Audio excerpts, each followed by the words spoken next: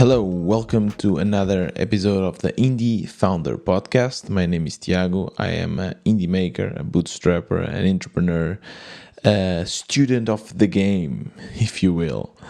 First of all, I appreciate the people that listened to the previous episode, even though I kind of took some time off, and it was really nice to get some messages from you telling me that you're still listening, that you're still there, and I really appreciate that. So if you want to chat with me, shoot me a message at WBETiago on Twitter, or I don't know, just find me on LinkedIn or Actually, I don't have Instagram. So if you want to connect with me through Instagram, it's through the Podsqueeze page.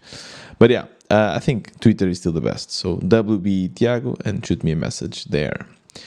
Now, today's episode is about a very kind of philosophical topic around the world of entrepreneurship, which is, what is a successful entrepreneur? And I was actually having a talk with my co-founder Jerome just about this topic. We live in Portugal, and we are very fortunate with the weather and everything. So we often just go for some bike rides. We use this to brainstorm, to discuss ideas, to chill. And we had this, I think, very interesting conversation about what is an entrepreneur. And before that, I guess, what is a company? We need to define what is a company, what is an enterprise. And I want to start with this, and let's go and let's see where this goes. But so there's a lot of definitions for what is a company, right? And you might think, Tiago, but that's very straightforward. A company is, an institution or an organization that has a product and, makes money. It's profitable, so brings value. But that's not necessarily true. Actually, if there's something that I've learned through my journey as an entrepreneur, is that most companies, they are not profitable. Most businesses are not profitable. And that's something that really surprised me, because you go and sometimes you see huge startups that you think that they are profitable, but they are not. A lot of companies that well, like Uber, Amazon, even for a long time, they were not profitable. So they had money, they generated revenue, but their expenses were higher than their profit or their revenue. So how do they live, you ask? And very well. So how do they still, keep it afloat? How are they still growing? Well, because they have investors' money. So that's something very common in the VC world, where you raise a bunch of money, it gives you a runway, and once you are getting close to the end of that runway and you're still not profitable, you just raise another round and another round, and this can go, for years. This can go for years. A company might actually be, might be a business, might have thousands of employees paying their bills, but they're not profitable. So the question remains, is this a company or is this not? Now, I can only give my opinion on this, my perspective. I don't think there is one single definition. But my opinion, this is not a company. In my opinion, a company is or is a business, or is organization that first brings value to the world, so brings value to their customers, is actually creating value. And second, is profitable enough to kind of self-sustain. It needs to be self-sustainable. In my opinion, if a company needs external money to exist, it's not a company, it's not a business. I think a business needs to at least pay the bills, I'm not even saying that it should have huge profits, but at least pay the bills. So if I know that if we go back to what I first said about bringing value, what does this mean? I know it's a bit subjective what value is, but if someone is using it, right? So if someone is paying for a certain service, a certain software, a coffee shop, whatever. If they are paying for it, there is a certain amount of value that is being created that they are, using. So it's creating value. Now, of course, there's a few businesses that create immense value, like, I don't know, AI, ChatGPT, now it's creating huge value, and other businesses that maybe are more kind of nice to haves. But either way, there's a huge spectrum, but they are bringing value. Now, they need to make money, in my opinion, right? They need to self-sustain. So let's say I have a coffee shop, right? I open a coffee shop. I invest a bunch, a lot of money up front, of course, but I'm hoping that at least as the business, is running, first of all, it will pay me back all the expenses, but most importantly, it pays enough, at least for the employees to work and the expenses of the coffee shop. If I have a coffee shop that after a few months is not able to produce enough revenue so that I can pay, the barista or to pay for the coffee beans, then it's not a business. Then it needs to close.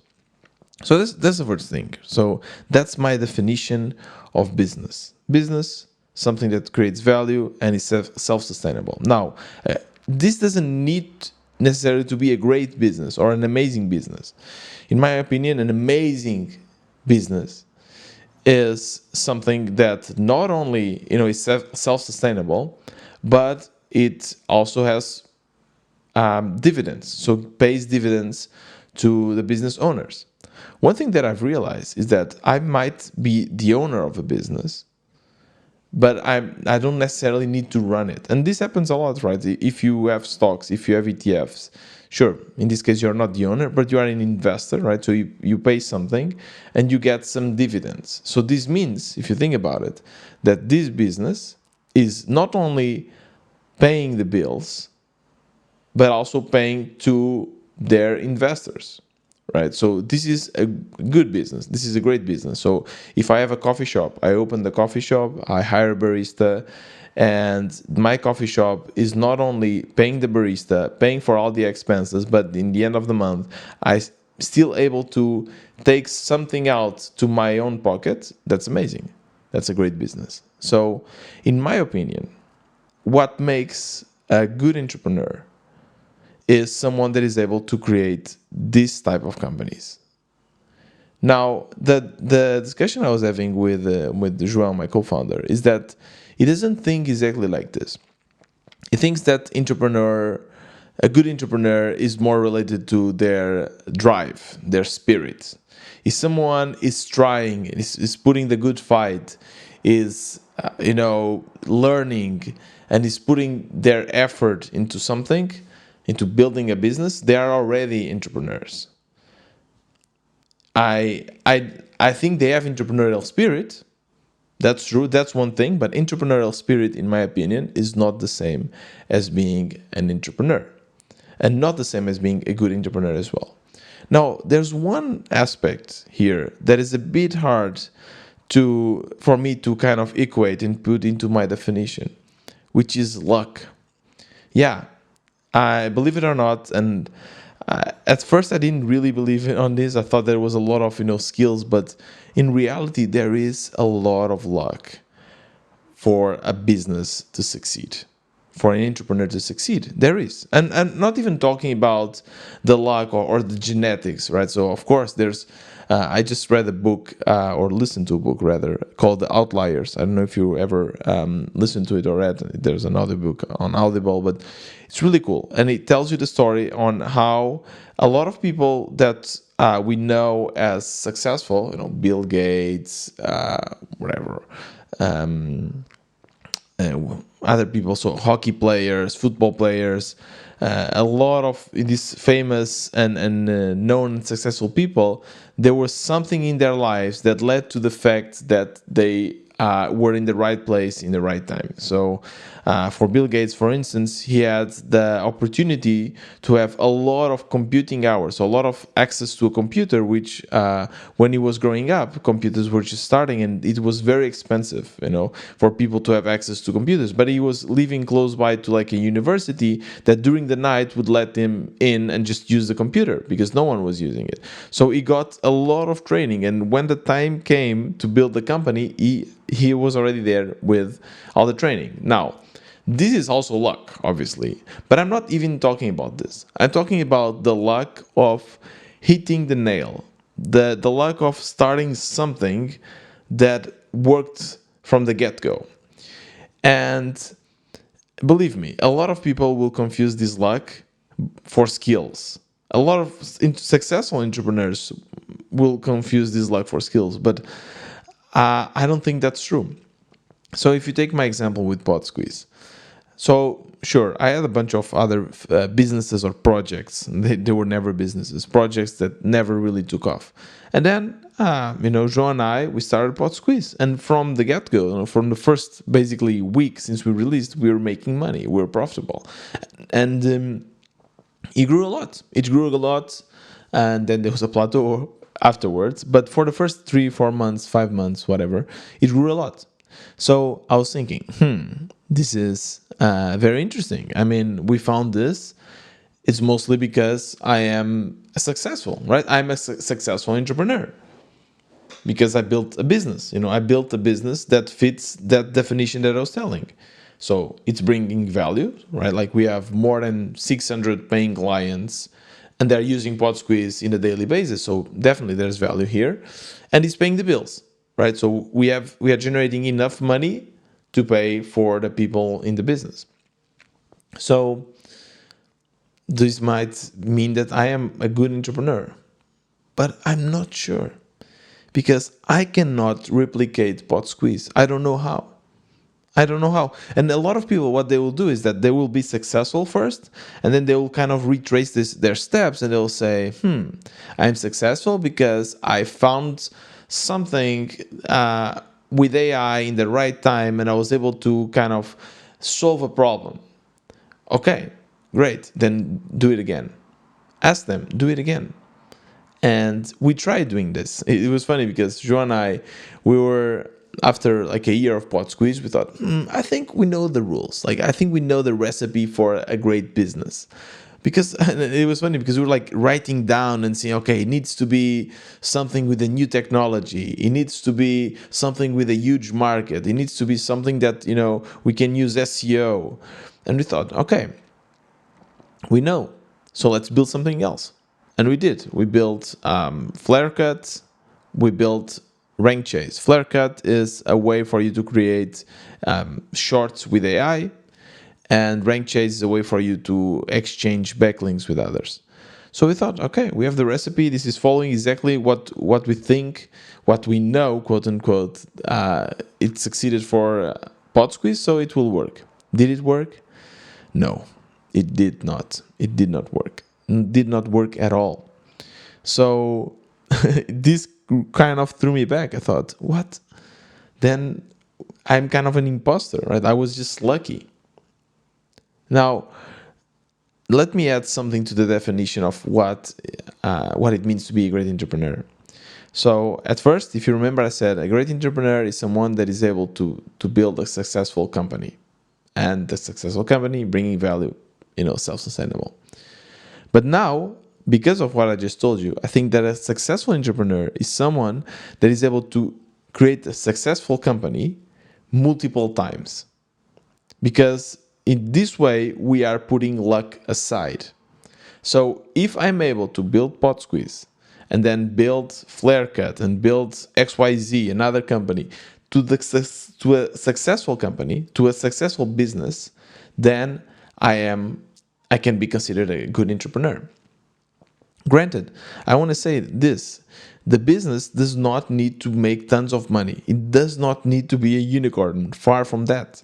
If I'm able to make a coffee shop, if I'm able to make like a boat rental service that is creating value and is paying the bills and is self-sustainable, and if even I can get a bit out of that, even if it's just a few bucks every month, that's a successful business.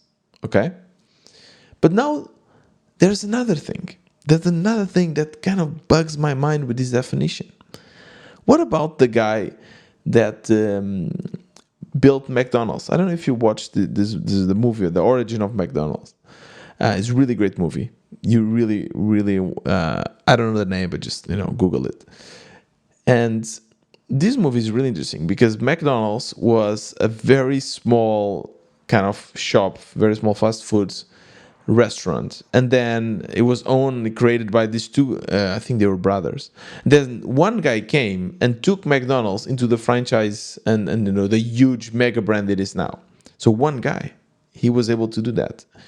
Now, he was only able to do this with McDonald's. So it kind of, according to my definition of a great entrepreneur is someone that makes a successful company multiple times, he's failing, right? He only did it once. But it's McDonald's, right? Like, how can I say that the guy that built McDonald's to the mega empire that it is today is not a great entrepreneur? Same with Jeff Bezos, right? Like the guy that built Amazon, a huge company. How can I say that he's not a great entrepreneur or a good entrepreneur? So I need to add something else. I need to add something else to this definition. And this is time. So a great entrepreneur is someone that is able either to create multiple successful business or creating one good or one very good business and keep it for a long, long time. When we first started Podsqueeze, and this is something that João in our bike ride, he told me, okay, but then Podsqueeze, what is it? Is it a successful business? Is like, are you a good entrepreneur? Because if you think about it, Podsqueeze grew very fast in the first months and then it plateaued, right? So what does this mean? Does it mean that you just created a business in 6 months and that was enough? Like, is it really relevant that you're able to keep it? Because it's not growing so much since then. And this, I think it was Arnold Schwarzenegger that said that he only starts counting the push-ups when it's actually hurting. I think it's the same with businesses. You only start really building a business when you hit the plateau. The plateau is basically when your churn and your the conversion of new users is the same. So they kind of they create this steady line of revenue. Like you are not able to grow, but you're also not kind of going down. So it's steady. This is Podsqueeze is not like this. Podsqueeze is growing, but it's not in that amazing hockey stick figures that one would dream of. So here I think that creating a business that is successful, you might be lucky and you might be able to do it for a few months, but keeping it for years on end, that's something really, really hard. For instance, when it was COVID, right? The COVID masks, they were selling for an absurdity of, like, they were so expensive. And, if someone would have thought, okay, this guy now, he created this business, right time, and is making a lot of money, so successful company, successful entrepreneur. But for how long is he or she making the amount of money? The moment COVID stops, the sales go down, the price go down. So is this a successful business? I don't think so. Now, if, let's say I build Podsqueeze and there's a lot of success, what will happen in this capitalistic market? Competition. Immediately we get competitors coming and saying, okay, this guy is making money. I will just, reproduce whatever he's doing and make money all for myself. There's competition, which is great. I love competition. I mean, as a businessman, I sometimes wish there was a bit less competition, but in general, as a person, I love competition. Competition allows, innovation to happen, fair prices, and, allows not like for diversity. So I love competition, but competition is tough, right? So if you are able to get a successful business and then defeat your competitors and defeat the market and keep the business steady, growing for a long, long time, oh, that's hard. That's not easy. That's not easy. Now, it might be different set of skills than starting a new business, that's for sure, but you are still a great entrepreneur. So, going back to our definition, great entrepreneur is someone that is able to create a successful business, a successful company multiple times, and is able to keep that company for more than, I don't really know, but 2 years, 3 years. To enough time to see that, or maybe he's able to get this company to be kind of an established company in that industry. Yeah, I think that's it. That's the definition. If you're able to do that, I respect your skills. You have game, because it's not easy, and there's so many things to learn. You need to be willing to get out of your comfort zone, which is something that is not easy, and it's something that I'm always trying to do. Now, just this year we are in month, what is it, like 7 already? Wow.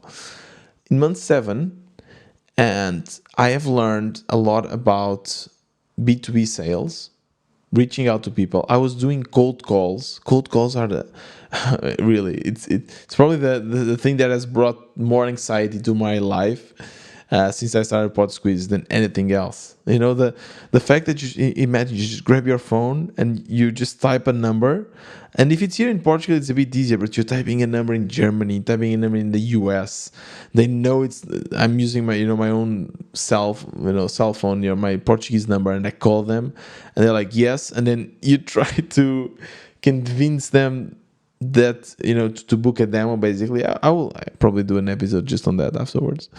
But that was very, very stressful. But it was a learning experience, and it was something really important. And I feel that's what I love about this job. Every single week, I'm learning something new. So, yeah, that's what I want to be. Like, I want to challenge myself. I want to be a good entrepreneur. And I feel that for that, I need to start eventually creating other businesses, small businesses, big businesses, but successful businesses. That's very, very important. So that's kind of the path I want to go. Now, another thing, just to finish this episode, I often think, what would a good entrepreneur do in my situation? What could he do? How can we make more money? And a lot of people, that's the thing that I've learned. There's a lot of people that they are not good entrepreneurs, according to my definition. A lot of people, just because they were lucky, just because they have a company, they just say so much bullshit. Because their company, you go and you check, and they are not really successful. The companies, there's maybe a lot of investors. It's really rare to find amazing people to give you great advice. So if you find someone, make sure that they are close to you. Make sure that grab them and they are part of your network and you chat with them regularly.